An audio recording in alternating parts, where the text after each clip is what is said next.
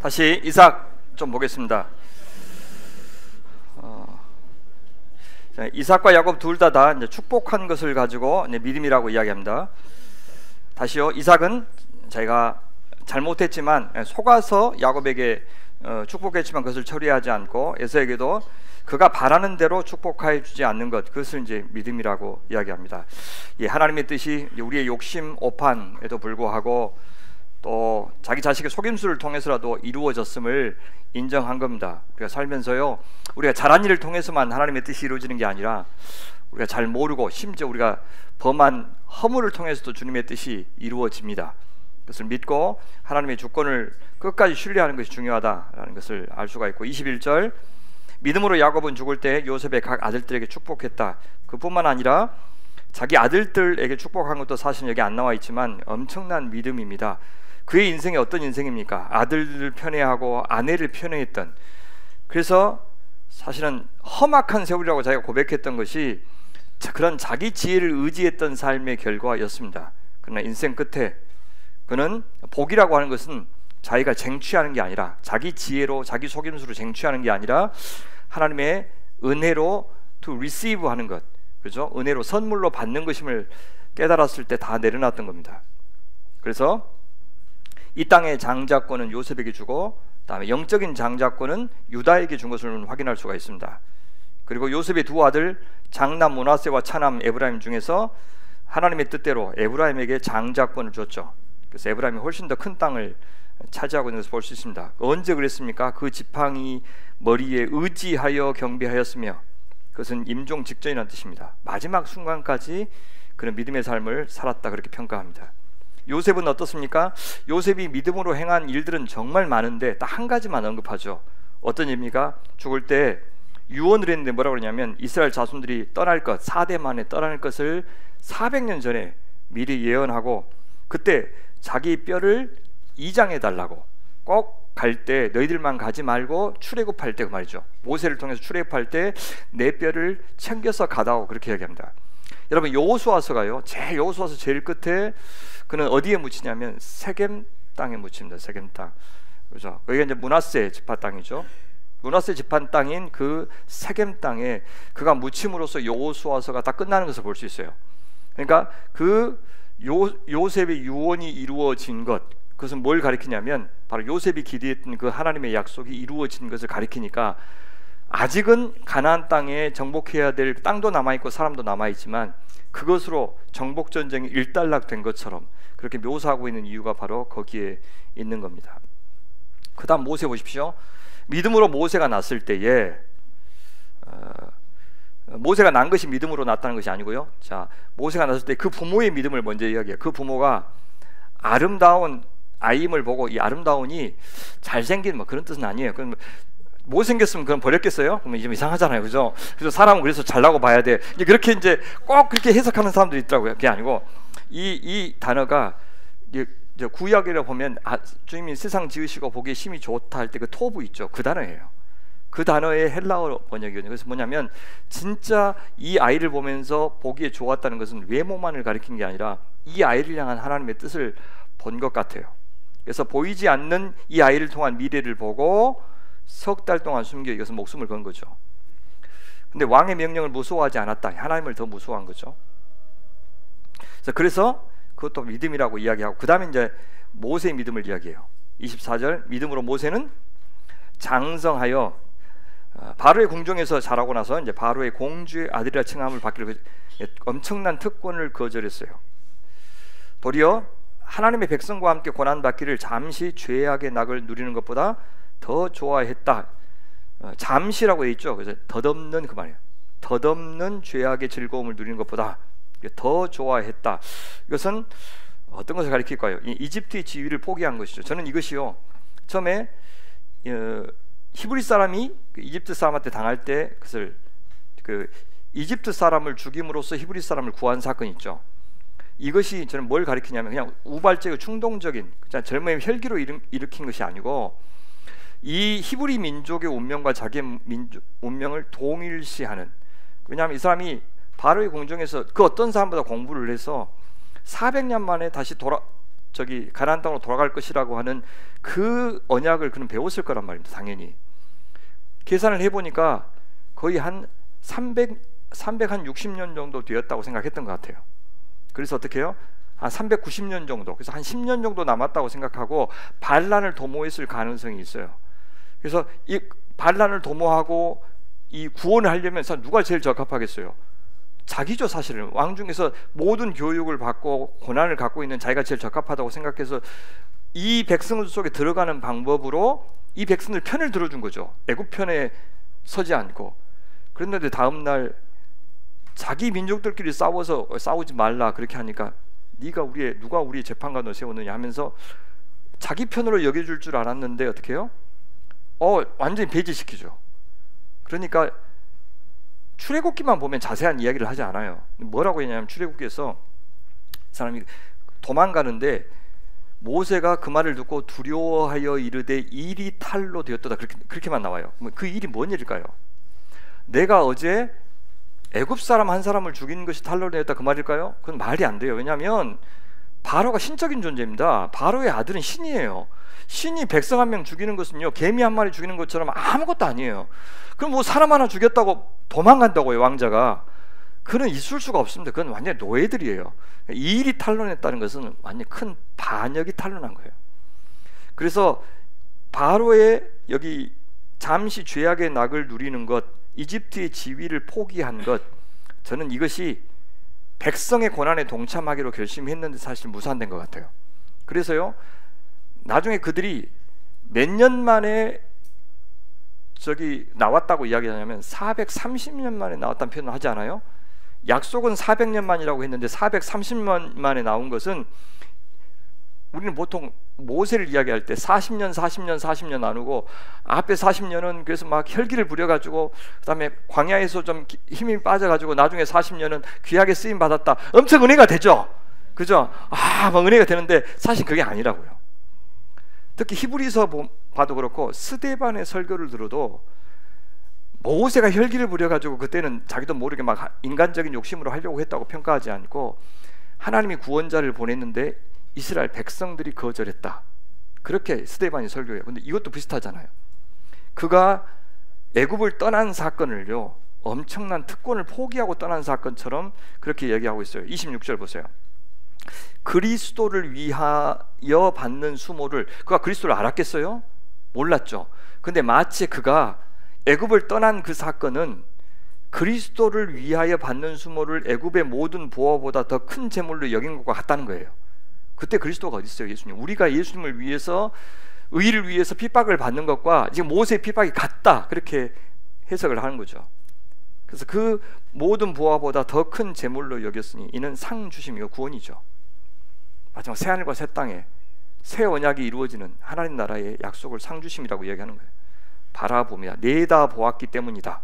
그래서 미래를 내다보고 현재 선택을 한 거죠. 외국인과 나그네라고 하는 그런 신분을 차라리 선택한 거죠.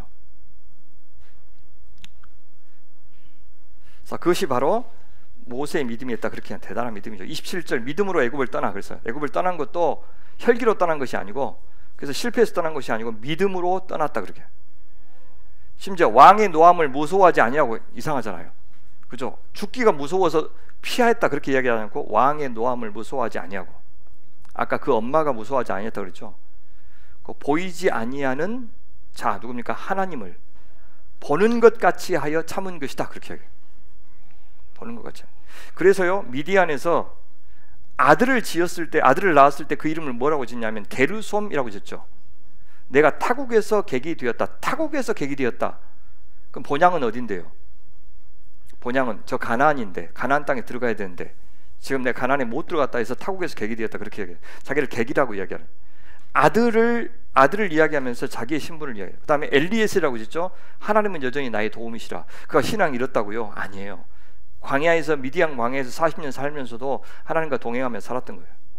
그래서 하나님이 그를 떨기나무에서 부르셨을 때 대답할 수 있었던 겁니다. 그는 보이지 아니하는 자, 하나님을 보는 것 같이 하여 참은 사람입니다. 그 다음에 또 뭐라 그러냐면 믿음으로 유월절과 피 뿌리는 예식을 정하였으니 이는 장자를 멸하는 자로 그들을 건드리지 않게 하려 한 것이며 이제 바로죠. 바로의 공격을 피하는 방법으로 그렇게 주신 거죠. 그러니까 처음 태어난 것들을 죽이는 자, 이 바로가 하나님이 그들을 이스라엘 백성들을 손대지 않도록, 그러니까 그들을 구원받는 방법이 피를 문설주에 이제 바르는 거라고 그랬죠. 근데 왜 그게 믿음이에요? 여러분, 하나님이 자 동물 피, 어린 양 피 해가지고 문설주에 바르라, 그럼 너희들 장자만 산다, 이 말 여러분 믿겠습니까? 믿는 게 쉬워요? 김문희 집사님, 그죠?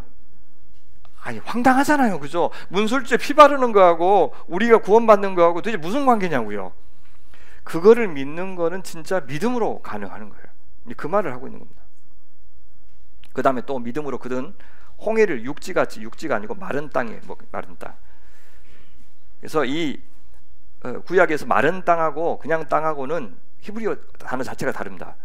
이 마른 땅이라고 하는 말이 나올 때마다요, 혼돈을 극복한, 혼돈의 바다를 극복했을 때만 쓰여요. 뭐 언제 나왔겠어요? 이 출애굽 때 나왔을 것이고, 홍해 건넜을 때, 그 다음에 요단강 건넜을 때도 드러난 곳을 무치라고 번역해요. 성경은 땅이라고 번역 않고, 그게 마른 땅이라는 뜻이에요. 드라이랜드예요. 그 다음에 노아 홍수 후에 나타나는 그 땅이 있죠. 물이 다 빠지고 나서 나타난 땅을 땅이라고, 에레치라고 번역하지 않고 무치라고 번역해요. 마른 땅. 그래서 그게 하나님께서 혼돈의 세력을 이기고 질서를 창조하신 그 사건을 가리킬 때 이 표현을 쓰는 겁니다. 그래서 육지같이 마른 땅같이 건넜으나 애굽 사람들은 이것을 시험하다가 믿지 않았던 거죠. 빠져 죽었다. 놀랍게도요, 사라에 의해서, 그다음에 라합도 믿음의 여인으로 등장합니다. 누가 안 나와요? 여호수아가 안 나오잖아요. 여호수아 대신에 여인을 이렇게 하죠. 그래서 믿음으로 7일 동안 여리고를 도니 성이 무너졌으며, 믿음으로 기생 라합은 정탐꾼을 평안히 영접하였으므로 순종하지 아니하는 자와 함께 멸망하지 아니하였도다. 그러니까 가나안 백성들은 순종하지 아니하였죠. 그래서 언제든지 가나안은 무조건 진멸의 대상이 아니고 늦게라도 이미 하나님을 알만한 것을 충분히 두셨어요. 그래서 라합이 정탐꾼들을 보고 뭐라 그러니까, 나는 상처 나지 하나님, 당신께서 애굽에서 하신 일을 다 알고 있다. 당신의 하나님이 광야에서 하신 일을 알고 있다. 라고 이야기하죠. 그러면 라합만 알았을까요? 아니죠, 그렇죠? 여리고 사람들도 다 알았는데, 그래서 맞아, 여리고 사람들 중에서 라합처럼 반응했으면 살았죠. 무조건 진멸한 게 아니라 믿음의 사람들은 살아요. 그 다음에 기브온 백성들도 살았잖아요. 나중에 무조건 속임수를 써도 그 하나님을 두려워해서 반응한 사람들은 또 살았잖아요. 그래서 무조건 진멸이 아니었던 거예요. 처음부터 믿음으로 반응한 사람, 특히 라합과 그의 가족들도 같이 믿었어요. 라합이 믿는 것은 이해하겠지만 라합의 가족들까지 믿는 것은 사실 가족들의 믿음이죠. 그러니까 자연스러운 것이 아닙니다. 그래서 이 라합의 믿음을 야고보서도, 그래서 그 다음에 야고보서도 그 아브라함의 믿음과 함께 똑같이 이렇게 제시하고 있는 것을 볼 수 있습니다. 특히 거기서는 그 정탐꾼들을 영접하는 것, 그 다음에 접대하는 것, 이것을 믿음이라고, 행함 있는 믿음의 증거로 이야기합니다. 특히 여기 뭐라면 창녀, 포르네라고 하는 단어를 쓰고 있죠. 라합은요, 창녀였을 뿐만 아니라 여자였을 뿐만 아니라 이방인이었어요. 그래서 그가 이제 믿음의 삶이라고 한 것은 굉장히 차별하지 않는다는 것을 강조하는 겁니다. 자, 이렇게까지요, 31절까지는 믿음으로 이렇게 가지고 믿음의 사람들을 언급했다면 32절부터 38절까지는 믿음으로란 말이 안 나와요.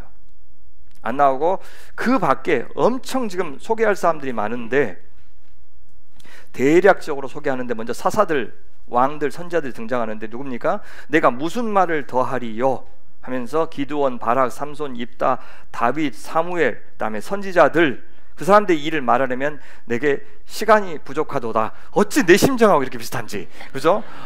정말 이 히브리서를 더 잘하고 싶은데 시간이 부족한, 참. 근데 제일 충격적인 게 뭐냐면, 아브라함과 함께 유대인들에게 최고의 영웅은 누구냐면 믿음하면 다윗이에요.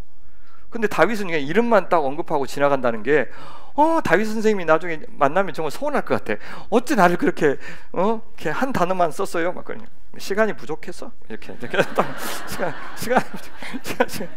예. 그리고 나서 구약의 다른 사람들과 우리가 모르는 중간기에 있었던 사람들을 언급해요. 그러니까 중간기 사람들은 성경은 안 나오지만 이 지금 히브리서 사람들한테는 알려진 그죠? 얼마 지나지 않는 그런 사람들이죠. 그래서 그들은 믿음으로 했는데 이 믿음으로는요, 아까 그 단어하고 달라요. 디아피스테오스, 믿음을 통하여 그렇게 번역해야 돼요. 그래서 앞에 31절까지는 다른 단어입니다. 먼저 군사적이고 도덕적이고 정치적인 업적을 이룬 사람들이죠. 나라를 이기기도 하며, 다윗 사사들 맞죠? 의를 행하기도 하며, 약속을 받기도 하며, 그렇죠? 전쟁 승리를 약속받은 사람들이 있었잖아요. 기드온 뭐 그런 사람들. 그다음에 이제 사람들은 죽음의 위협을 극복한 사람들이 나와요. 사자의 입을 막기도 하며, 뭐 다니엘, 삼손, 뭐 불의 세력을 멸하기도 하며, 다니엘 세 친구 기억나시죠? 칼날을 피하기도 하며, 압살롬의 칼날을 피했던 다윗, 또 이세벨의 칼을 피했던 엘리야, 여호람의 칼을 피했던 엘리사, 이런 사람들. 그다음에 전쟁 영웅들이 또 나오죠. 연약한 가운데 강하기도 하며, 강하게 되기도 하며, 기드온과 삼손 같은 사람들. 전쟁에 용감하게 되어 이방 사람들의 진을 물리치기도 하며, 뭐 사사들과 다윗 같은 사람들. 예, 지금 특히 연약한 가운데 강하게 되기도 하며 이런 말을 들었을 때 연약해진 독자들에게 아마 큰 힘이 되기도 했을 겁니다. 35절 보시면 또 여자들은 자기의 죽은 자들을 부활로 받아들이기도 하며, 누굽니까? 죽은 아들을 돌려받았던 사렙다 과부 기억나시죠? 죽은 아들을 돌려받은 수넴 여인도 기억나시죠? 그 다음에 그렇게 했는데 이들이 보여주는 것들이 뭐냐면, 또 어떤 이들은 더 좋은 부활, 이게 뭐냐면 앞에 보세요. 죽은 자들을 부활로 받아들였다. 이 부활이라는 단어보다는 뭐가 적합하겠어요? 소생이 맞겠죠. 소생. 죽었다가 살아났으니까 그건 소생이라고 해야 되는데 아예 부활로 이야기하죠. 근데 또 어떤 이들은 더 좋은 부활을 얻고자 하여, 이것은 영원한 부활을 이야기하죠. 심한 고문을 받되 구차히 풀려나기를 원하지 아니하였다. 그래서 앞에 나온 그 부활과 비교하기 위해서 더 좋은이라는 말을 집어넣은 겁니다. 우리의 몸의 부활을 가리키는 것이니까. 그래서 그 부활을 기대하면서 순교를 자청했던 사람들이 나오죠. 구체적으로 설명하죠. 어떻게 해요? 어떤 이들은 조롱과 채찍뿐만 아니라 결박과 옥에 갇히는 시련도 받았으며, 또 어떤 사람이요, 돌로 치는 것과 톱으로 켜는 것과 시험과 칼로 죽임을 당하고, 이 사람들이 다 지금 더 좋은 부활을 기대한 사람들이에요. 그 다음에 양과 염소의 가죽을 입고 유리하며 궁핍과 환난과 학대를 받았다. 완전 사이로부터 철저하게 격리된 사람들 가리키죠. 그 다음에 이런 사람은 세상에 감당하지 못하느니라, 이거는 오역입니다. 다시 바꿔야 돼요. 그들에게는 세상의 가치가 없었다, 이렇게 번역해야 됩니다. 그러니까 성경 번역 좀 다시 해야 될 필요가 있어요. 지금 번역하고 있거든요. 지금 여러분 개정개역 쓰고 계시죠? 다시 번역하고 있어요. 그래서 이게 나온 지가 한 20년 되었나요 벌써? 그러니까 또 새로운 번역, 더 좋은 번역이 나올 겁니다. 다시요. 이런 사람은 세상에 감당하지 못하냐, 그게 아니고 그들에게는 세상의 가치 없었다. 그래서 더 좋은 부활에 비해서 가치가 없었던 것이죠. 그래서 그들이 광야와 산과 동굴과 토굴에 유리하였느니라, 이렇게 얘기합니다. 자, 결론 내립니다. 이 믿음의 사람들의 결론이 뭡니까? 이 사람들은 다 믿음으로 말미암아 증거를 받았으니, 인정을 받았으니, 그렇게 번역해야 됩니다. 자, 믿음을 통해서 인정받았다, attest, verified. 그래서 약속된 것을 받지는 못하였죠. 눈앞에 당장은 손에 쥐지 못했어요. 그래도 인정은 받았어요. 이는 왜 그렇게 살았느냐? 하나님이 우리를 위하여 더 좋은 것을 예비하셨은즉 우리가 아니면 그들로 온전함을 이루지 못하게 하려 함이라. 무슨 말입니까? 이 사람들은 다 구약 사람들이죠. 근데 자, 우리가 아니면 온전함을 이루지 못한다는 말은 무슨 말이냐면, 우리가 지금 어떤 시대에 살고 있냐면 성취의 시대를 살고 있다는 뜻입니다. 그러니까 우리같이 성취의 시대가 오지 않았으면 그 사람들은 누리지 못하죠. 그죠? 그래서 하나님께서 더 좋은 것을 예비하셨다, 제공하셨다. 근데 언제 되면 그것을 받을 수가 있어요? 우리 시대가 되면. 그것을 기대하면서 그들은 참았던 것입니다. 자, 12장, 13장 이제 보시면 그 11장에서 믿음의 사람들의 예를 들었으니까 이제 12장에서는 무슨 말이 나오겠어요? 너희들도 그 믿음대로 살아라는 얘기가 나오겠죠. 바로 그거예요. 이러므로 우리에게 구름같이 둘러싼 허다한 증인들이 있으니, 다시 경주 이미지를 이야기하는 겁니다. 우리를 둘러싼 구름같이 많은 증인들이 있다. 지금 어떤 모습입니까? 막 신앙의 경주를 하고 있는데 이 관람석에 어마어마하게 많은 관중들이 있는 거예요. 근데 그 관중들이 누구예요? 구름같이 허다한 관중들이 있는데, 관중들이 우리가 신앙의 경주를 하고 있는데 뭐 하고 있어요? 아, 격려, 힘내십시오, 힘내십시오. 절대 당신들의 그 경주가 무의로 돌아가지 않을 것입니다. 우리도 이미 겪어봤습니다. 조금만 참으십시오 라면서 격려하고 응원하고, 그죠? 기운을 불어 넣어주는 그런 모습들을 지금 묘사하고 있는 겁니다. 그러면서 그런 증인들이 있으니 너희들만 그렇게 고난당한 것이 아니니 모든 무거운 것과 얽매이기 쉬운 죄를 벗어버리고. 여러분, 경주하면 뭐가 나와요? 장애물들이 나오죠. 그죠? 장애물들을 제거하는 것을 뭐라고 하냐면 무거운 것과 무거운 짐과 얽매이기 쉬운 죄가 장애물이에요. 경주를 못하게 하는, 믿음의 장애물이 되는 그런 것들을 벗어버리고. 벗어버린다는 것은요, 마치 막 코트 입고 100m 달리기 하면 안 되겠잖아요. 거추장스러운 옷을 벗어 던지는 그런 이미지를 좀 보이고 있는 겁니다. 또 중요한 것이 뭐냐? 경주할 때 인내하는 것이 중요해요. 그래서 인내로서, 그렇게 인내로서 벗어버리고 인내로서 우리 앞에 당한 경주를 하며, 아니 이건 청유형이에요. 그래서 우리 앞에 놓인 경주를 인내로 달립시다, 이렇게 번역하는 게 맞습니다. 우리 달립시다 라고 촉구하고 있는 겁니다. 그러면 달리면 뭐가 있어야 됩니까? 목표가 있어야 되죠. 무엇을 향해서 달려야 되죠. 2절이 그 목표예요. 믿음의 주여. 이 주가 뭐냐면 앞에 나왔던 거 아르케고스, 창시자예요. 바꾸십시오. 주라고 하는 단어가 아니에요. 믿음의 창시자예요. 창시자가 뭐라 했으면 선구자, 그죠? 앞서서 인도하는 자. 그러니까 뭐냐면 먼저 앞에 지금 달리는 분이 누굽니까? 예수님은 달리고 있다는 거예요. 예수님이 달리고 있는데 우리 그 예수님 뒤따라서 갑시다, 그렇게 얘기해요. 응? 예수님 뒤따라서. 그게 로마서에서 나왔던 거예요. 로마서에서 이스라엘 유대인들은 율법을 보고 막 달렸는데 우리들은 앞에 가신 그 예수님을 보고 달리면 된다, 그렇게 이야기했던, 그걸 그대로 쓰는 거예요. 믿음의 창시자요. 또 우리를 온전하게 하시는 분인 누구예요? 그 말은 완성자인 예수를 바라봅시다. 왜 그분을 바라봐야 돼요? 그분은 앞에 가실 뿐만 아니라 우리를 도와주셔요. 끝까지 인내하면서 믿음의 경주를 할 수 있도록 도와주시는 분이니까. 그걸 어떻게 표현하냐면, 그는 그 앞에 놓인, 예수님 당신 앞에 놓인 기쁨을 위하여 이미 우리가 지금 당하고 있는 고난, 장애물, 그죠? 어려움들, 십자가를 참으사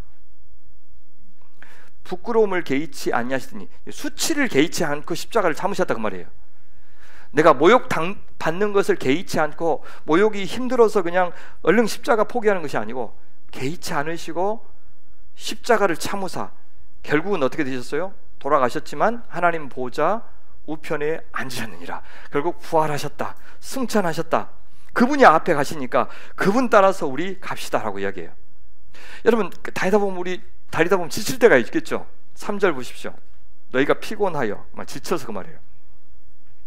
너희가 지쳐서 낙심하지 않기 위하여 생각하라. 무엇을요? 죄인들이 이같이 자기에게 거역한 일을 참으신 이 누굽니까? 예수님. 너 힘들지? 앞에 가신 예수님 생각하면서 우리 참자.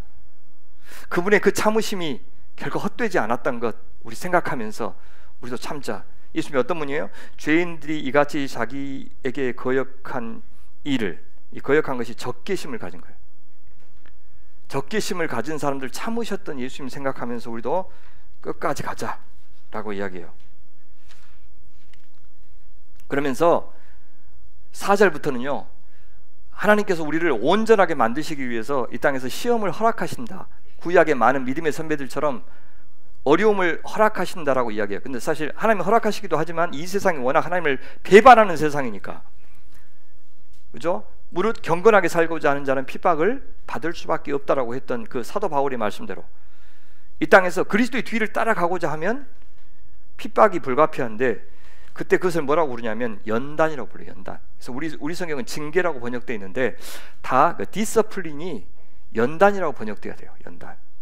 그래서 아버지가 자식에게 그냥 쉽게 원하는 대로 다 해주는 것은 아니죠. 그래서 잘못하면 혼도 내고 또 어려움을 당해도 그냥 당하도록 그냥 기다리기도 하고 하는 거, 그걸 연단이라고 그랬어요. 보세요. 4절.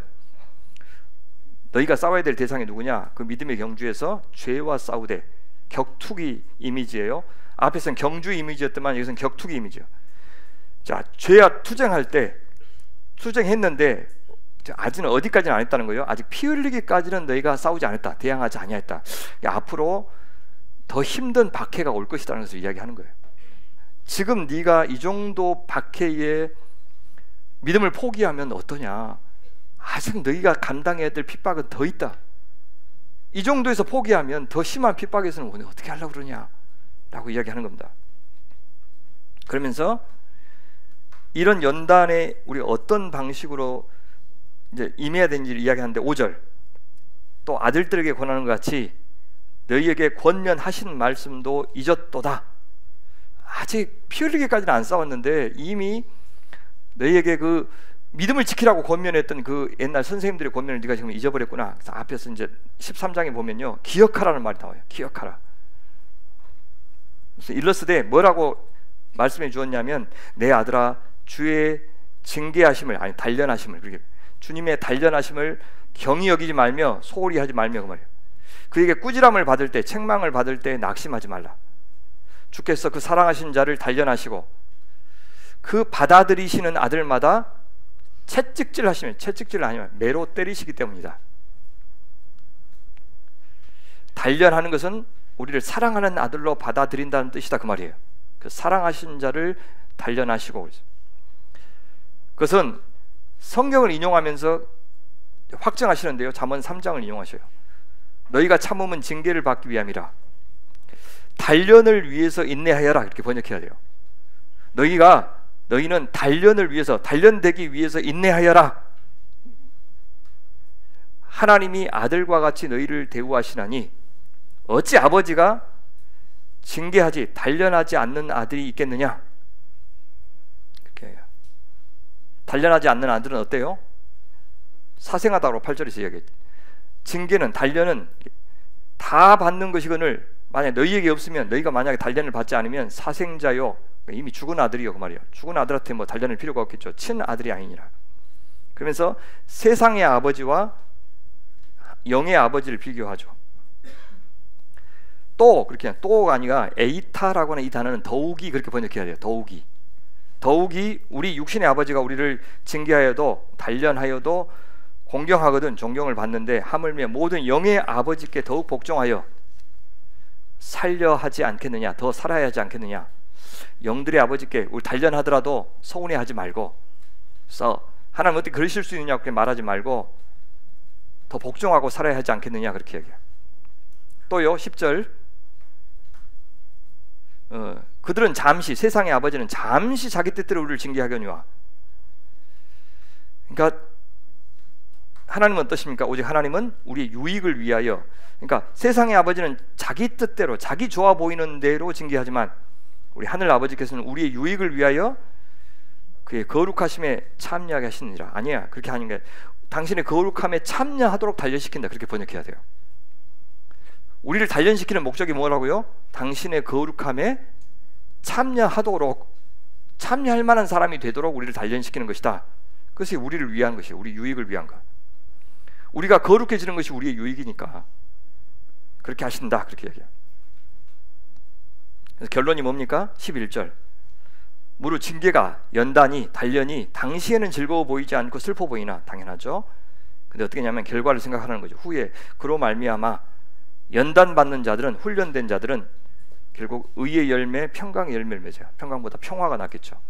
그러니까 우리가 의로운 사람 되는 것, 평화의 사람 되는 것은 연단을 통해서 가능해요. 그래서 고난 받는 자들과 함께 해볼 때, 그래서 불의한 자들에게 당해볼 때, 그래서 불의한 자들이 우리에게 요구할 때 그것을 굴복하거나 타협하지 않고 끝까지 따라봤을 때 우리가 의를 만드는 사람, 평화를 만드는 사람이 될 수 있다, 그렇게 이야기합니다. 특히 여기 보면 연단을 받다라고 돼 있죠. 연단을 받은 자들은, 그때 이 연단 받다는 단어가 무슨 단어냐면 아까 징계받는 단어하고 다른 단어죠. 운동선수가 훈련하는 것을 이야기해요. 같은 동작을 계속 반복할 때 그때 연단받는다고 이야기하죠. 성숙한 사람은 내 생각과 고집대로 살지 않고 말씀이 역사하는 것을 허락한 사람이라고 그랬죠. 바로 그런 사람이 시험이 오더라도 이겨낼 수가 있습니다. 그러니까 점점 연단을 받아서 익숙해서, 이것이 앞에 그들은 지각을 사용함으로 연단을 받아 할 때 나온 단어예요. 어떻게 하면 의의를 경험한 사람이 될 수 있다고 그랬어요. 장성한 자, 단단한 음식을 먹는, 지각을 사용함으로 연단을 받아 선악을 분별한 자들아 그랬죠. 그 단어가 여기서 또 나오는 거예요. 계속해서 반복적인 훈련을 통해서 하나님의 말씀에 의해서 이 말씀이 어느새 우리 일부가 되는 데까지 나아갈 때 그때 의의 열매, 평강의 열매를 맺는 것이다. 그렇게 얘기해요. 그럼 다시 12장 12, 13절에서는 운동 경기의 은유로 마무리하고 있어요. 그러므로 피곤해진, 연약해진 그 말이 많이 달리다 보면 마라톤 비유죠. 마라톤 많이 하다 보면 피곤해지죠. 연약해져요. 직역하면 손과 연약한 힘이 빠진, 뒤에는 연약한 힘이 빠진이에요. 자, 연약해진 손과 힘이 빠진 무릎을 일으켜 세우고 굳세게 하고 말이에요. 굳세게 하여라 명령법이에요. 그러므로 연약해진 손과 힘이 빠진 무릎을 일으켜 세워라 굳세게 하여라 그렇게. 자, 어떻게 하였어요? 13절 너희 발을 위하여 곧은 길을 만들어 길을 곧게 하여. 그러니까 보세요. 길을 곧게 해야 어떻게 돼요? 여러분 길이 곧지 않으면 어떻게 됩니까? 막 길이 막 울퉁불퉁하고 이러면 어떻게 되냐면 그 가뜩이나 힘이 빠졌는데 어떻게 더 막 넘어지죠. 위험하니까 길을 곧게 해라 그렇게. 길을 곧게 하는 말은 신실한 삶을 살아 그래요. 그러니까 우리가 신실한 삶을 안 살면 말씀을 따라서 살지 않으면은 너무너무 힘이 빠집니다. 신앙의 힘이 빠져요. 신앙의 경주를 끝까지 갈 수가 없어요. 그 말입니다. 그래서 이 저는 다리 이런 것들은 올바른 신학에서 벗어나는 걸 이야기하죠. 그래서 치료의 길을 곧게 하는 것, 적극적인 순종이 바로 그 치료의 길이다 그렇게 이야기합니다. 자, 그렇게 사는 것이 굉장히 중요해요. 왜냐하면 그렇게 살지 않으면 엄청나게 위험하기 때문에 그렇다는 것을 14절에서 29절에서 이야기해요. 14절부터 먼저 17절까지는 약간 너희가 추구해야 될 것과 조심해야 될 것을 이렇게 나눠서 이야기해요. 그 다음에 마지막에 25절부터 29절까지는 다시 한번 마지막 5번째 경고가 나와요. 근데 그 중간에 18절부터 24절은 시내산과 시온산을 비교하는데 이것은 앞에 나왔던 첫 언약과 옛 언약을 비교하는 것과 똑같고 땅의 장막과 하늘 장막을 비교하는 것과 똑같고요. 비교해요. 그러면서 너희가 얼마나 큰 특권을 얻은 것을 생각해라. 한 번 더 상기시켜줘요. 그러면서 내가 잘 사는 것의 중요성을 이야기하죠. 14절 볼까요? 14절 모든 사람과 더불어 화평함과 거룩함을 따르라가 아니에요. 추구하라. 평화를 추구하고 거룩함을 추구하라는 단어로. 자, 이 평화하고 거룩함이 없으면 아무도 주를 보지 못하냐. 왜요? 저요? 화평케 하는 자는, 평화를 만드는 자는 복이 있나니 뭐라고 불리면 돼요? 하나님의 아들이라 일컬음을 받을 것이다. 그러니까 평화함을 추구하지 않고 분열을 추구하고, 이 분열을 추구하는 사람들은 보통 보면 자기중심적인 사람들이에요. 그죠? 갈등을 만들고 분열을 만들고 막 사람들 이간질 시키고 하는 사람들은 결국 사람들 다 엉망으로 만들어서 자기가 이익을 취하려고 하는 못된 사람이에요. 그래서 당을 짓는 것이 하나님 나라 백성이 될 수 없는 그런 요건 중에 하나예요. 반대로 평화를 만드는 자. 그죠? 그 사람들은 이타적인 사람들이 평화를 만들어요. 자기 것 생기지 않으려고 하는 사람들이 다른 사람들을 하나로 모으고 싸움한 사람들을 화해시키고 그렇게 하는 겁니다. 그래서 하나님을 만나려면, 주를 보려면 평화를 만드는 사람이 돼야 되고 거룩한 사람이 돼요. 이 세상의 부정한 것에 속하지 않는 사람이 돼야 됩니다. 주를 본다는 굉장히 종말론적인 것이죠. 그 다음에 뭐냐면 또 어떻게 살아야 되냐? 조심하라고 이야기합니다. 너희는 경주를 할 때 공동체가 얼마나 중요한지를 보여줘요. 너희는 하나님의 은혜에 이르지 못하는 자가 없도록, 그럴 수가 있는 거죠. 이르지 못할 수도 있는 겁니다. 없도록 하고, 그다음 또 쓴뿌리가 나서 괴롭게 하여, 또 어떤 쓴뿌리가 돋아나서 문제를 일으키지 말게 하고, 그 말이에요. 교회 안에서 쓴뿌리가 나면 마치 그 누룩처럼, 여러분 정원에 요즘 저희 마당에 보니까 이제 막 봄이 되니까 막 잡초들이 올라오기 시작하는데 가만히 놔두면 완전히 덮어버리죠. 바로 그 잡초는 하나가 무시하면 정원 전체를 덮치는 것 같은 그런 그림입니다. 공동체 쓴뿌리 같은 악한 자 한 사람 간과하면 공동체 전체에 악한 문제가 생기는 그런 모습 이야기하는 것이죠. 그래서 거룩함이 다 상실되는 그런 문제. 그래서 고린도전서 5장 보면 그 사람들 공동체 밖으로 보내라고 이야기도 하잖아요. 그래서 많은 사람이 이로 말미암아 이 쓴뿌리 난 한 사람으로 말미암아 더럽게 되지 않도록 해라. 그렇게 권고합니다. 특히 두 가지를 이야기해요. 그 쓴뿌리의 두 가지, 음행하는 자와 또 한 사람이 뭡니까? 망령된 자. 특히 망령된 자는 불경한 자예요. 예를 들죠, 한 그릇 음식을 위하여 장자의 명분을 판 에서와 같이 망령된 자, 불경한 자, 그렇게 이야기하죠. 그래서 에서가 이제 하나님의 이 축복을, 엄청난 축복을 가볍게 여긴 것이 바로 하늘의 기업, 하늘의 장자권을 소홀히 여기는 이 지금 1차 독자들하고 비슷하다, 그렇게 얘기하는 겁니다. 특히 27절에서는 이 불경의 문제를 다시 한번 구체적으로 설명해요. 너희가 아는 바와 같이 그가, 에서가 그 후에 축복을 이어받으려고 상속받기 원했을 때가 말이에요. 눈물을 흘리며 축복을 구하되 버림받아 거절당하여 회개할 기회를 얻지 못했다. 앞에 뭐라 그랬습니까? 타락한 자는 다시 새롭게 하여 회개케 할 수 없다라고 했던 말 기억나세요? 지금 그걸 떠올리는 말입니다. 자, 이 말씀을 왜 이것이 중요하냐, 왜 이렇게 사는 것이 중요하냐를 이야기를 아까 얘기했던 이 시내산과 시온산을 대조한다고 그랬습니다. 먼저 시내산 이야기를 해요. 앞에서 땅의 장막을 이야기했던 것처럼 너희는 만질 수 없고 불이 붙는 산과 침침함과 흑암과 폭풍과 나팔 소리와 말하는 소리가 있는 곳에 이런 것이 아니라, 그 시내산에 이런 것이 아니다, 그 말이죠. 거기 나간 것이 아니다. 지금 너희가 언제 시내산 가가지고 그렇게 언약 받았느냐, 그 말이 아니라 그 소리를 듣는 자들은 더 말씀하지 아니하시기를 구하였으니, 그렇죠? 이 하나님 직접 배우면 죽을 줄로 알고 그래서 모세를 보냈죠. 이는 그들이 짐승이라도 그 산에 들어가면 돌로 침을 당하리라 하신 말씀을 그들이 견디지 못하며 감당할 수 없었다. 사람만이 아니라 짐승도 가까이 나가면 다 죽는다는 말을 감당할 수 없었다는 거죠. 그 보이는 바가 이렇게 무섭기로 모세도 뭐라 그랬어요? 너무 그 환경이 무서워서 내가 심히 두렵고 떨린다 했느니라. 이것이 첫 언약이에요. 그래서 하나님 앞에 감히 나아갈 수 없어요.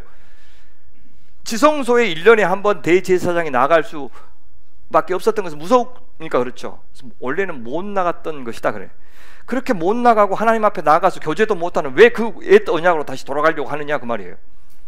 여러분, 율법주의적인 삶, 그 삶은 아무리 종교활동 열심히 해도 하나님 앞에 나갈 수 없어요. 정말로 율법으로 여러분들 하나님 앞에 판단받으려고 하면 율법 갖다 들이대면 그 만족시킬 사람이 어디 있어요? 우리 하나님의 은혜로 살아야 하나님 앞에 나가지, 내가 이만큼 잘했고 이만큼 헌금했고 이만큼 봉사했고 이렇게 했으니 하나님, 내가 하나님 앞에 나갈 만하죠, 이렇게 생각하면 하나님이 네 기준이 율법이구나, 사실 율법대로 한다 그러면 네 가진 거 다 팔아서 가난한 자들에게 나눠주고 나한테 와라, 그렇게 얘기하는 거예요.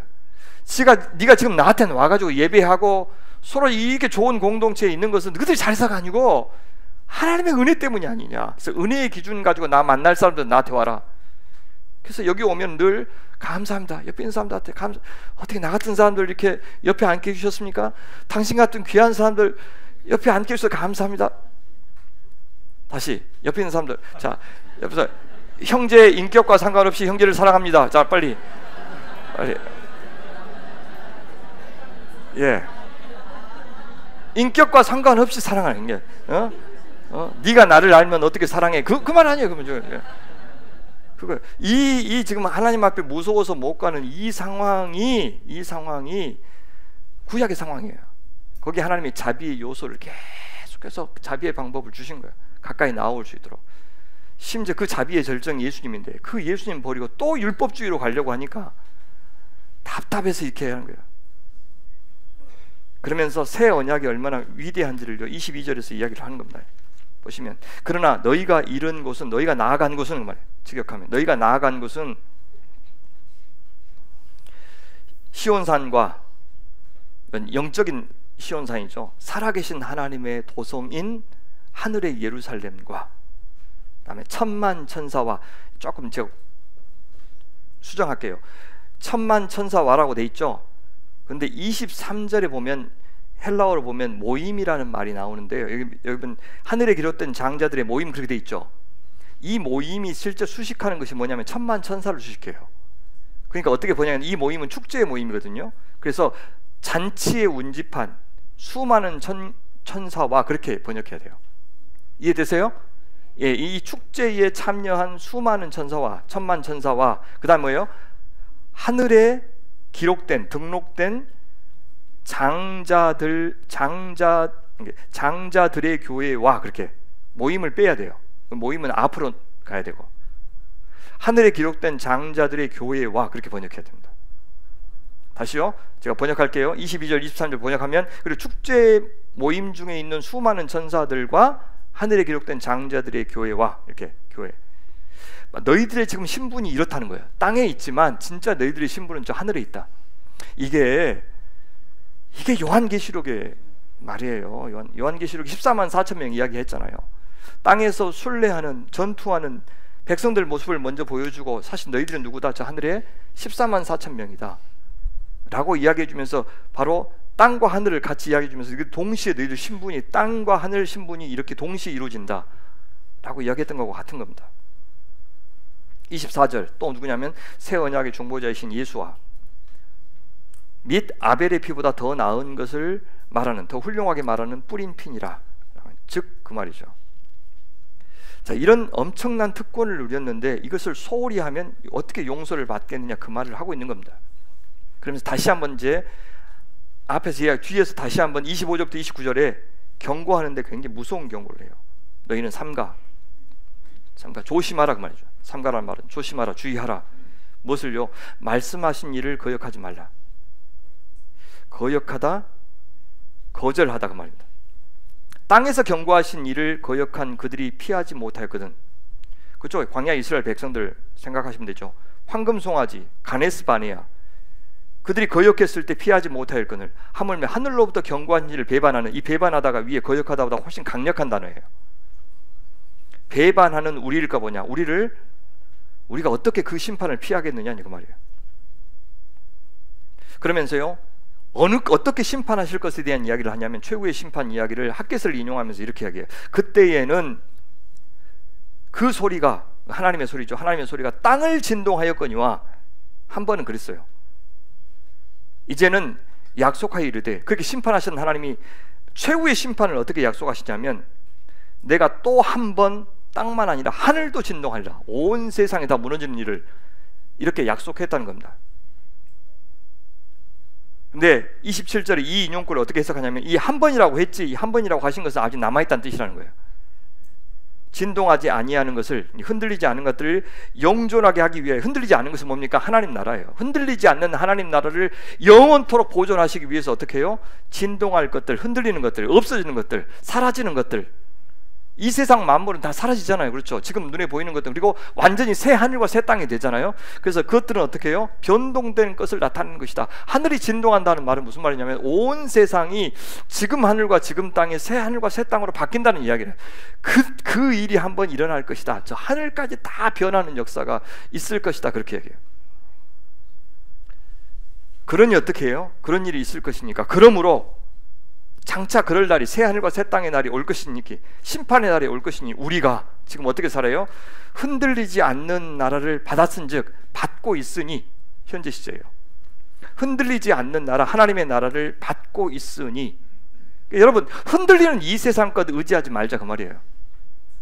교회도 흔들리는 곳이 될 수가 있어요. 이 하나님 나라가 아니면 교회도 흔들립니다. 이따가 다 사라져 버린다고요. 저는 제 이후에도 부디 다른 사역자가 오셨을 때 계속해서 흔들리지 않는 교회가 됐으면 좋겠는데 아무도 장담 못해요. 다른 교회를 보니까. 그러니까 성도들이 지금 우리 자식들한테 흔들리지 않는 나라를 물려주는 교회가 돼야 되는 거예요. 흔들리고 사라지고 없어지고 쇠하고 낡아지고 사람들이 기억하지도 못하는 그런 것들을 입히느라고, 그런 자리에 올리느라고 진짜 중요한 복음, 흔들리지 않는 나라를 포기하는 그런 삶을 안 살았으면 좋겠다는 거예요. 그런 날을 받고 있으니 은혜를 받자면 감사드리자. 직역하면 갑자기 은혜를 받자 이상하잖아요, 번역이. 그렇죠? 우리 흔들리지 않은 날을 지금 받고 있으니 현재 시제 감사합시다. 이로 말미암아 우리 어떻게 살아요? 경건함이 아니라 경외함. 경외함과 두려움으로 하나님을 기쁘게 섬기자. 우리 합당하게 예배합시다. 청유형이에요. 예배합시다. 합당하게 예배합시다. 감사드립시다. 그렇게. 그러니까 두 가지 다 하죠. 신자는 참 기쁨도 있지만 경외도 있다는 것. 왜요? 왜 우리가 그렇게 살아야 됩니까? 우리 하나님은 소멸하는 분이시기 때문이다. 그렇게 심판의 하나님이시기 때문에 두려운 마음으로 살아야 한다라고 이야기합니다. 아니 13장 갈까요? 또 어떻게 살라고 이야기하냐면 조금 구체적으로 더 구체적으로 이 성전 제사 예배보다는 찬양의 제사를 드리자, 그렇죠? 감사의 제사를 드리자, 그렇게 이야기합니다.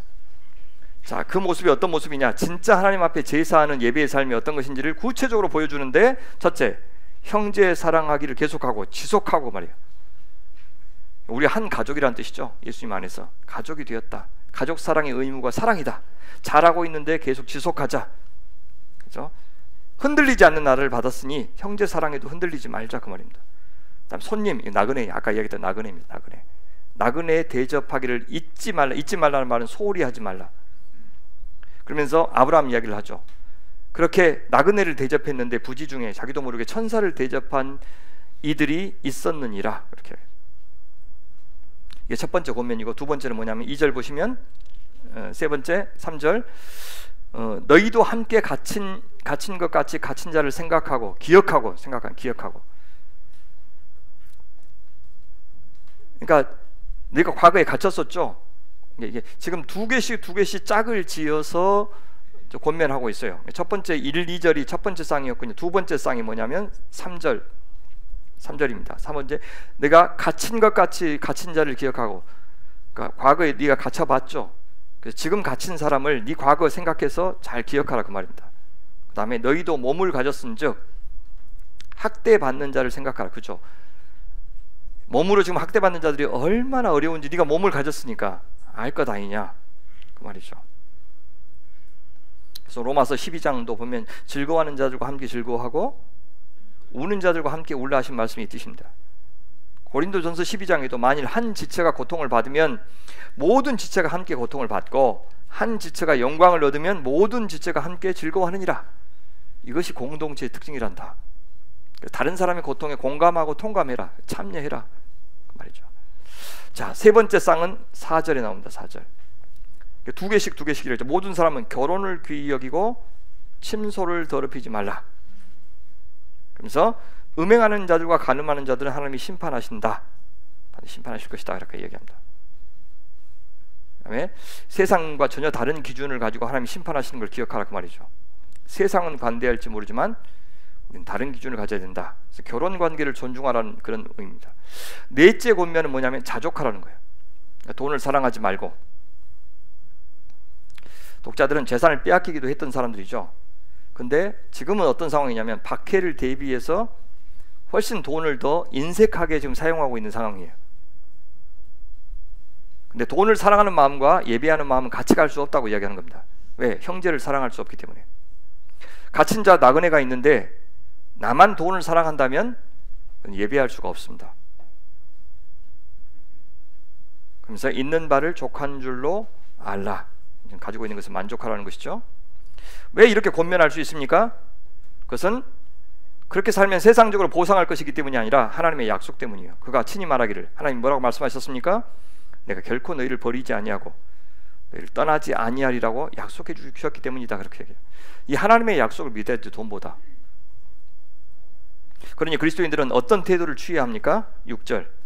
그러므로 우리가 담대히 말하되, 담대히라고 했죠. 사실 돈에 연연해하며 살지 않기 위해서 필요한 담대함이 엄청납니다. 주는 나를 돕는 이시니 내가 무서워하지 아니하겠노라. 아까 왕을 무서워하지 않았던 모세의 부모, 모세, 그가 바로 왕을 무서워하지 않았기 때문에 바로의 공주가 주는 그 보화, 그래서 그것을 다 거절하고, 그래서 그런 헛된 그런 세상의 보화를 거절하고 주님께서 주시는 재물을 더 소중하게 여겼다. 연구한 재물이죠. 연구한, 변치 않는. 내가 누구를 무서워하겠느냐? 사람이 내게 어찌하리요? 우리 정말 담대한 태도죠. 그렇죠? 사람이 나에게 뭘 어떻게 하겠느냐? 내가 하나님 의지하는데, 주님께서 나를 도우시는데 세상에 나한테 어쩔 거야? 그렇게 담대하게 말할 수 있는 사람. 또 공동체는 지도자와는 어떤 관계를 맺어야 되는지 이야기하죠. 7절 보시면 7절부터 9절은 과거에 자기와 함께했던 그 지도자들이 주었던 권면들을 기억하라고 이야기해요. 하나님의 말씀을 너희에게 일러주고 너희를 인도하던 자들을 생각하며 기억하며 그들의 행실의 결말을 주의하여 보고 그들의 믿음을 본받으라. 그들이 말만 한 것이 아니고 인도만 한 것이 아니고 그들이 그렇게 살았던 것처럼 보여요. 그죠? 친실하게 하나님의 말씀을 살았던 사람들의 마지막 최후의 모습을 봐라. 얼마나 영광스럽게 죽지 않느냐. 정말 마지막에 하나님 믿는 사람이 얼마나 저렇게 귀한지, 정말 너무 보기 좋은지 그것을 잘 생각하면서 그 스승들의 말을 네가 따랐으면 좋겠다라고 이야기해요. 그들의 행실의 결말을 주의하여. 전 참 이 말씀 보면서 나는 참 너무 거창한 말을 참 많이 했는데, 가르치기를 좋아해서 또 책도 많이 썼는데 내 삶은 그 갭이 있는가, 얼마나 갭이 있는가. 성도들이 내 삶을 보고 내가 쓴 글을, 내가 한 말들을 진짜라고 믿을까 생각할 때마다 좀 두렵고 그렇습니다. 8절 보시면 약간 어울리지 않는 말 같은데 뭐라고 그러냐면 예수 그리스도는 언제나 오늘이나 영원토록 동일하시니라. 그러게 앞에 선생님 이야기하다가 갑자기 예수 그리스도가 영원토록 동일하시다 그러니까 학자들이 참 어려워합니다. 제가 생각하는 과거 이 지도자들이 전해주었던 말씀의 핵심이 뭡니까? 계속해서 여기서는 그리스도죠. 예수님에 대한 말씀을 해줬는데 그 예수님은 어떤 분이라는 겁니까? 어떤 분이라고 이야기해 주겠어요? 하늘 보좌 우편에서 다스리시는 분, 우리 대제사장 되신 분. 그분이 어떤 분이에요? 항상 동일하신 분, 과거나 현재나 미래나. 근데 그 선생님들이 가르쳐 줬던 그 예수님이 동일하신 분으로 너희를 통치하고 계시니, 그죠? 그분을 의지해서 신뢰해서 살아라. 그 말을 하고 싶은 것 같아요. 그러면서 주의도 하죠. 여러 이단 가르침 같은 것 끌리지 마라 하면서 뭐라 하냐면 유대인들의 가르침을 이야기해요. 여러 가지 다른 이상한 교훈에 끌리지 마라, 이끌리지 마라. 마음은 은혜로서 굳게 함이 아름답고 음식으로서 할 것이 아니니. 그러니까 마음이 아름답다는 말은 아까 양심 그렇게 이야기했죠. 우리가 하나님을 사랑하는 마음, 거룩을 추구하는 마음, 하나님 나라를 추구하는 마음은 음식으로서 아니란 말은 무슨 말이냐면 좋은 음식 먹으면 된다 그 말이 아니고 음식 규례를 가리켜요. 그러니까 구약 율법의 음식 규례를 가리키면 몸은 유익하다 그랬죠. 몸은 유익하지만 그게 마음이나 양심을 바꾸지는 않아요. 그러니까 마음은 은혜로서, 은혜가 뭡니까? 주님 그리스도의 십자가의 피의 그 공로 있죠. 피의 은혜로서 우리의 마음이 아름다워지지, 굳게 함이 아름답고 그렇게 해서 마음을 건사하는 것이 좋은 것이지 그 말이에요. 은혜로 견고해지는 것이 좋다 그 말이에요. 이제 번역을 이렇게 해가지고 마음은 은혜로 견고해짐이 좋고, 그래서 하나님의 은혜, 그 대제사장의 은혜로 우리의 마음이 견고해지는 것이 좋아요. 결코 음식 규례 가지고는 절대 안 된다. 그 이야기를 하고 싶은 겁니다. 그러면서 잘못된 가르침을 이렇게 소개하죠. 자, 우리에게 제단이 있는데 옛 언약에 머무는 사람들의 문제를 이야기하는 거죠. 우리에게 제단이 있는데 아직도 지금 저기 예루살렘에서 제단이 있죠. 장막에 섬기는 자들은 그 제단에서 먹을 권한이 없나니, 이는 옛 언약의 제단을 의지하는 자들은 우리에게 제단이 있다 했을 때 우리에게 이 제단은 어떤 제단이겠습니까? 미안합니다. 하늘 제단이에요.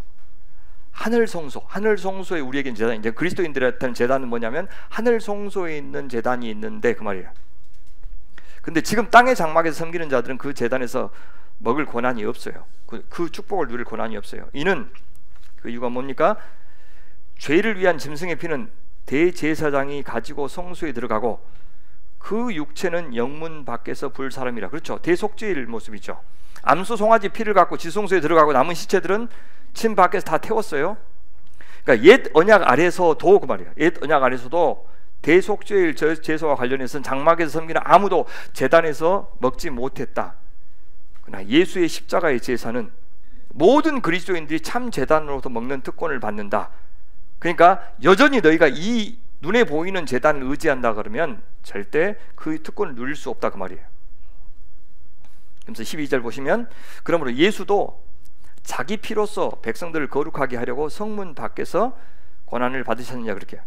여러분 옛 언약 아래서 대제사장들은 백성들의 죄를 속죄했지만 거룩하게 못했죠. 예수님 어떻게 하셨어요? 자기의 피로 하늘에 들어가셔서 자기 백성들을 거룩하게 만드셨고 그들도 하나님께 나아갈 수 있는 길을 만드셨어요. 어떻게 하심으로써 성문 밖에서 고난을 받으셨느니라 그래요. 구약의 제물들은요 친 아내에서 죽임을 당했어요. 진 안에서 죽임을 당하고 진 밖에서 불태워졌어요. 근데 예수님은요 성문 밖에서 죽임을 당했어요. 그래서 진 밖에 있는 자들만 그 죽음의 유익을 누릴 수 있다, 그렇게 지금 논리를 만들어 가는 거예요. 그러니까 장막에서 섬기는 자들과 진 밖에서 고난당한 예수를 지금 대조하고 있는 것이죠. 장막에서 섬기는 자들의 대표들이 누굽니까? 유대인들이잖아요. 유대인 장로들에게 죽임을 당했어요.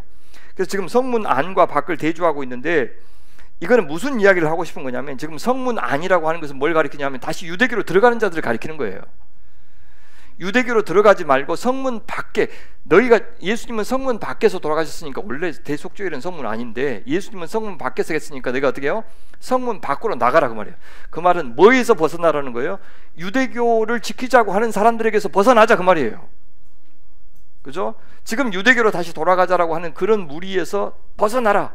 그것을 어떻게 해? 13장 보세요. 13절. 그런즉 우리도 그의 치욕을 짊어지고, 지금 우리가 유대교를 지키지 않으면 사람들한테 무시를 당하는, 아마 이 사람들이 소수고 유대교를 지키려고 하는 사람들이 다수인 것처럼 보이죠. 그래서 저기 가서 살면 훨씬 편한데, 치욕을 짊어지고 영문 밖으로 나아가자. 그래서 그에게, 예수님 앞에 나아가자. 우리도 이 장막에서 편안하게 율법주의적인 생활을 하지 말고 십자가의 삶이 비록 힘들더라도 그 예수님을 따르는 삶을 우리 살아보자. 그렇게 지금 촉구하고 있는 겁니다.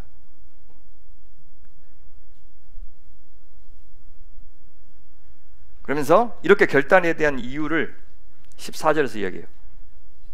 우리가 여기에는 영구한 도성이, 영원한 도성이 없으므로 장차 올 것을 찾나니, 찾다, 추구하다 그 말이죠. 찾나니, 여기에는 지상에 그 말이죠. 장차 올 것은 영원한 도성, 우리 아까 예루살렘 이야기했죠. 찾나니,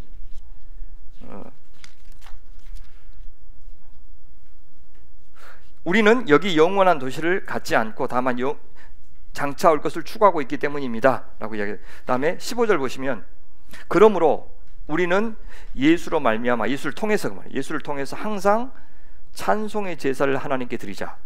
우리가 드릴 제사는 이제 성문 안에서 드리는 그런 제사 제물 갖고 드리는 제사가 아니라 찬송의 제사를, 찬송의 제물이에요. 찬송의 제물을 하나님께 드리자. 이는 그 이름을 증언하는 입술의 열매니라. 그래요. 찬양의 내용이 뭐예요? 하나님의 이름을 고백하는 것이 된다. 그 이름을 증언하는 입술의 열매가 숫송아지 제물보다 훨씬 더 중요하다고 지금 말하고 있는 것입니다. 그래서 참 예배는 입술의 열매인데 그것이 구체적인 삶으로 나타나야 된다는 것을 16절에서 이야기해요. 자, 입술의 열매가 있고 16절은 오직 선을 행함과 서로 나누어 주기를 잊지 말라, 소홀히 하지 말라. 왜? 하나님은 이 같은 제사를 기뻐하시기 때문이다 라고 얘기해요. 하나님이 원하시는 제사는 아까 상한 심령의 제사다, 하나님의 은혜를 바라고 나아가는 제사다. 그것이 어떤 삶으로 이어져요? 선을 행함과 서로 나눠주기를 잊지 말라. 그래서 아까 우리 선행을 서로 프로보크 하자 그랬죠. 선행과 사랑을 서로 프로보크 하자. 왜? 그것이 진짜 예배니까. 그렇게 얘기합니다. 놀랍죠? 하나님 앞에 뭔가를 잘해야 된다고 생각할 것처럼 보이는데, 예배라고 하는 것이 오히려 이웃에게 잘하는 것이 나한테 제사하는 것이다, 이렇게 말하는 것이 참 특이하죠. 그것이 하나님 사랑과 이웃 사랑이 때려야 뗄 수 없다는 말과 같을 것입니다. 자, 마지막에 앞에서는요, 과거에 너희를 가르쳐준 선생님들의 말을 잘 기억하고 실천하라고 그랬죠. 특히 그들이 삶으로 보여준 것을 갖고 잘 기억하면서 너희들도 그렇게 살라고 이야기했다면, 지금 너희들에게 가르쳐주고 있는 선생님들, 그들에게 복종하라고 이야기해요. 어떻게 해요? 너희를 인도하는 자들에게 순종하고 복종하라, 그렇게. 그들은 어떤 사람이요? 너희 영혼을 위하여 경성하기를, 깨어있는 사람들이죠. 참 귀한 선생님들이죠. 너희 영혼을 위하여 경성하기를 어떻게 할 사람처럼 그렇게 깨어서 도와주시냐면, 자기들이 청산할 자인 것 같이, 청산하단 말은요, 어려움다, 그냥 보고한다. 나중에 하나님 앞에 결과 보고를 하는 거예요. 이 땅에서 내가 이 사람들을 어떻게 섬겼는지, 어떻게 사랑했는지, 어떤 말씀을 전했는지, 이걸 하나님 앞에 낱낱이 보고할 날이 있을 것인데, 제가 우리 김경원 선생님, 김경원 집사님 보면서 네, 하나님 이분한테는 제가요 한 것이 없네요. 이렇게 하지 않을 사람이에요. 깨어가지고요. 제가 우리 김경훈 집사님을 위해서 날마다 기도했고 또 말씀을 어떻게 먹였고 하면서 한 사람 한 사람 하나님이 그래 우리 이태영 집사님 어떻게 했느냐? 그러면 예, 제가 이태영 집사님한테 이렇게 했고 이렇게 했고 이렇게 했고 이렇게 했습니다. 이렇게 보고할 사람처럼 살았다는 거예요. 참 두렵죠. 여러분 그것이 저한테만 맡겨진 것일까요? 여러분의 가족, 여러분의 자식뿐만 아니라 하나님 여러분 이렇게 알라고 보내주신 사람들 옆에 있는 사람들한테 어떻게 하다 왔냐 이렇게 물어보신다는 뜻이에요. 그러니까 여러분 큰 교회 다니는 사람들 유리하겠습니까? 불리하겠습니까? 겁나 불리합니다. 그죠? 그 한 것이 별로 기억이 안 날 것 같아요. 그죠? 그러니까 이렇게 좀 이것도 많아. 이것도 너무 많아. 다 알게. 그래서 나무라도 그죠? 나무 같이 모임이라도 어떤 기도 제목이 있는지 살피고 어떤 고민이 있는지 살피고 그래서 내가 어떻게 챙겨줄까? 그래서 내가 가진 것이 없으면 기도라도 열심히 해주고 공동체가 함께 기도합시다 그러면 좀 기억하면서 기도해주고 왜냐하면 내가 당해보면 그 기도가 얼마나 힘 있는지 알잖아요. 세상에 이게 어떻게 이렇게 풀렸지 하면 다 성도들이 기도하고 있어서 그렇게 하는 거죠. 너무 귀한 선생님들이에요. 이분들이 보면 자신이 보고할 자인 것처럼 늘 깨어서 우리 영혼을 위해서 섬기셨어요. 그러니까 그분들을 어떻게 순종하고 잘 복종해야 된다 그렇게 해요. 그들로 하여금 그렇게 순종해서 어떻게 하라고요? 그들로 하여금 즐거움으로 이것을 하게 하고 여러분 제가 즐거움으로 이것을 하도록 이렇게 해주셔서 너무 감사합니다. 제가 지금 여러분들한테 제가 좀 고난을 드리고 있지만 저는 엄청 즐겁거든요. 지금 너무 재밌습니다. 이렇게 막 히브리서 사경에 한다 그러는데 한 10명 앉아있고 그럼 제가 얼마나 힘이 없겠어요. 그죠? 근데 이렇게 수복이 모여서 이렇게 해주시니까 제가 너무 즐겁게 이렇게 고생할 수 있게 해주셔서 감사합니다. 꼭 여러분과 잘한 뜻이에요. 그토록 그들로 하여금 이것이 얼마나 힘든지 다 잊어버리게 즐거움으로 이것을 하게 만들어줘라. 이렇게 어떻게 하면 이렇게 하니까 듣고 아무것도 안 하면 안 되고 어떻게 해요? 순종하고 복종하면 참 재밌다. 와, 말씀대로 사니까 너무 좋다. 그래서 또 하자. 그래서 우리 다음 달 또 할까요? 이렇게 그래서 어떻게 하지 마. 근심으로 하게 하지 말라. 예. 그렇지 않으면 근심으로 하게 하면 그 말이죠. 너희에게 유익이 없느니라 라고 이야기해요. 그래서 어제 너무 이상한 말 들었네요. 어느 교회에서는 이렇게 사경회를 하면 사경회 집회 페이가 따로 있대요. 아니 자기 교회 목사가 자기 교회 이렇게 사경회를 하는데 거기 따로 챙겨가지고 이렇게 준대. 야 이런 신박한 전통이 있는 줄 모르고 지금 내가 지금 뭐 한 거지? 막 심지어 그 부목사님들까지 옆에 수고했다고 뭐 챙겨준대. 내가 신방 가서 돈 받는 건 내가 하도 이상해가지고 뭐 그런 게 다 있다 싶었는데 사경회에도 돈 받, 뭐 권사회 세미나에도 돈 받고, 야 진짜 세상에 진짜 망조예요, 망조.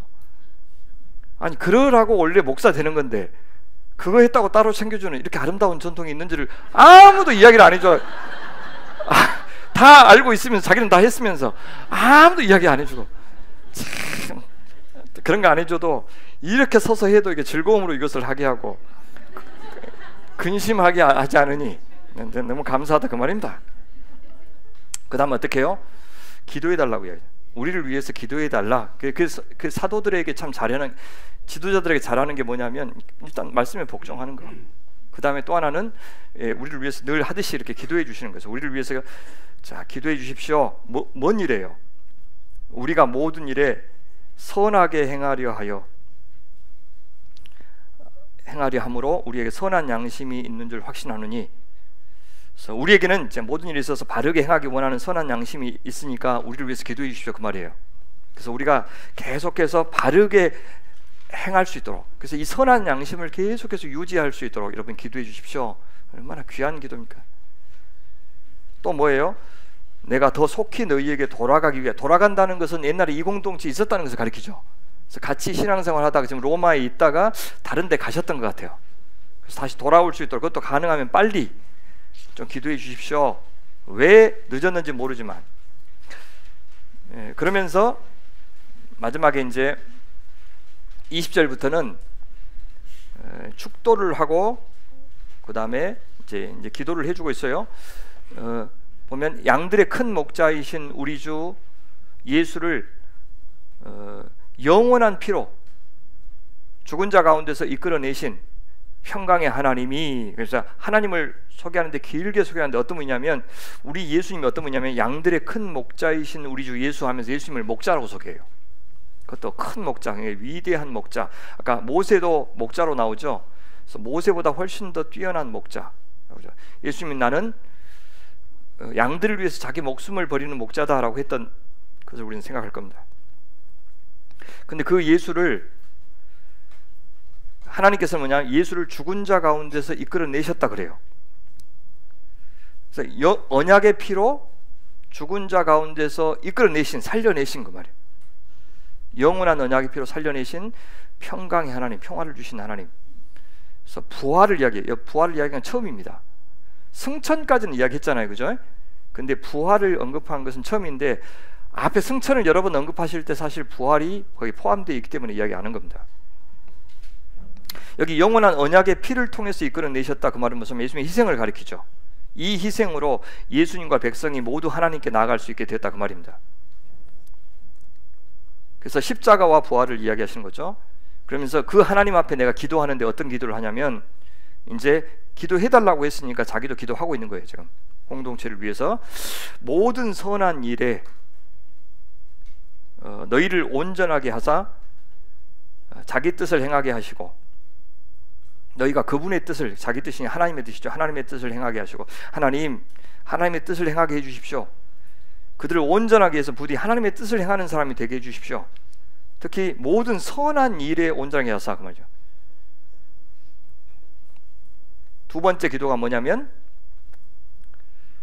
우리가 선한 일을 할 때 하나님의 은혜가 필요하니까 기도한 것이죠. 우리 힘으로 선한 일을 하는 것이 아닙니다. 두 번째는 그 앞에 즐거운 것을, 그 말은 그 앞에 하나님 보시기에죠. 하나님 보시기에 즐거운 것, 하나님 보시기에 기쁜 것, 이것을 예수 그리스도로 말미암아 우리 가운데 이루어지게 해주십시오, 이렇게 기도했다는 거예요.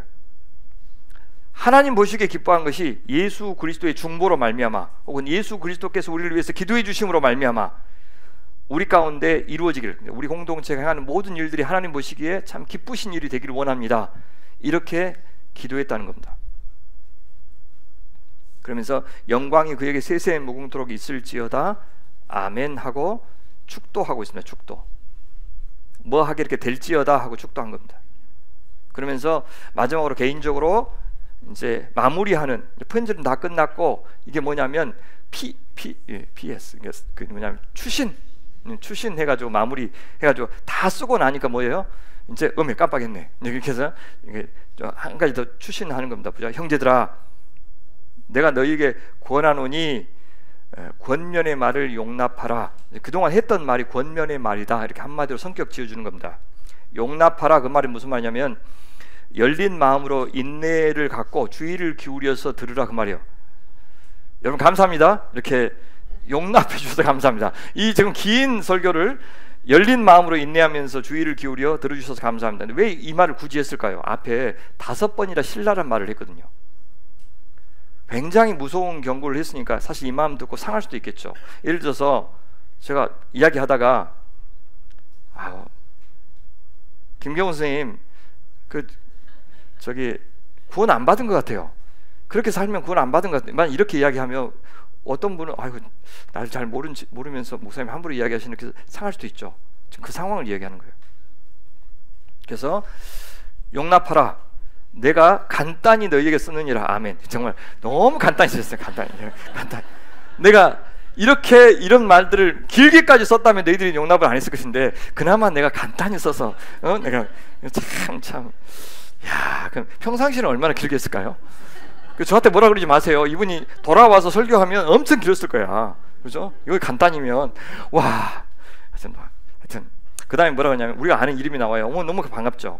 우리 형제 디모데가 노인 것, 석방된 것, 그죠? 감옥에 있다가 풀려난 것을 너희가 알려주는 거예요, 소식을. 근데 그가 아마 이 저자한테 올 계획이 있었나 봐요. 그가 속히 오면 내가 함께 교회에 가겠다. 근데 아까 속히 내가 돌아가기를 원한다 그랬죠. 이 돌아가는 것이 뭐와 관련이 있냐면 디모데가 자기한테 속히 오는 것과 저자한테 속히 오는 것과 관련이 있는 것처럼 보여요.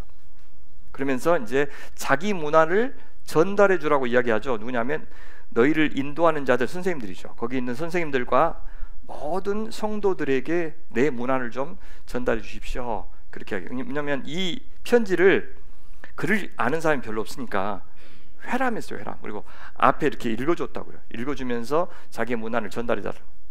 그 다음에 뭐냐면 여기에 같이 있는 사람들도 문안을 전달하고 있어요. 뭐냐면 특히 이탈리아죠. 이탈리아에서 온 자들이 여러 명 있는데 그만 이탈리아는 뭐냐, 로마를 가리켜요.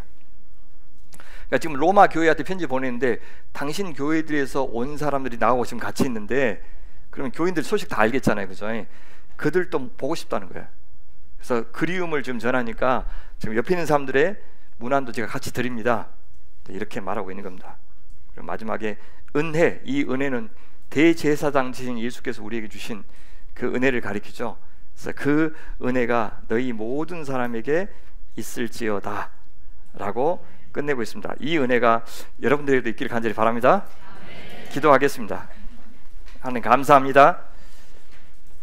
정말 감사합니다. 저희 같은 사람들 불러주셔서 하나님 앞에 나아가 주님의 기쁨과 영광에 참여할 새롭고 산 길을 열어주셔서 감사합니다.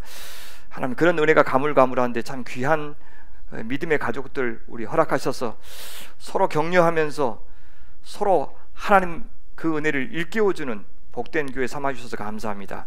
잠깐 후면 오신다 하셨는데 그날 주님 앞에 서는 날 저희 앞에 가시고 또 저희를 붙들어 주시고 또 저희를 지켜주시고 저희 필요한 것을 공급해 주시는 참 좋으신 우리 주 예수 그리스도를 바라보면서 저희 뒤로 물러가지 않고 담대함을 지키면서 인내하며 믿음으로 살게 하여 주시옵소서.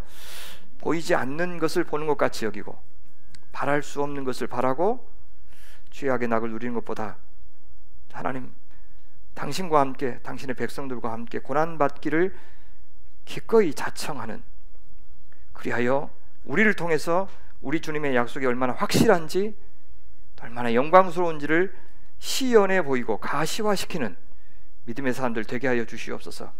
하나님, 여러 가지 어려운 시대에 저기 험악한 형편을 주셨더라도 여전히 우리를 사랑하시고 그 과정을 통해서 연단하여 온전케 하실 우리 하나님의 솜씨를 기대하면서 기꺼이 우리 자신을 내어드리게 도와주시고 그리하여 의와 평화의 열매를 가득가득 맺는 좋은 교회 되게 하여 주시옵소서.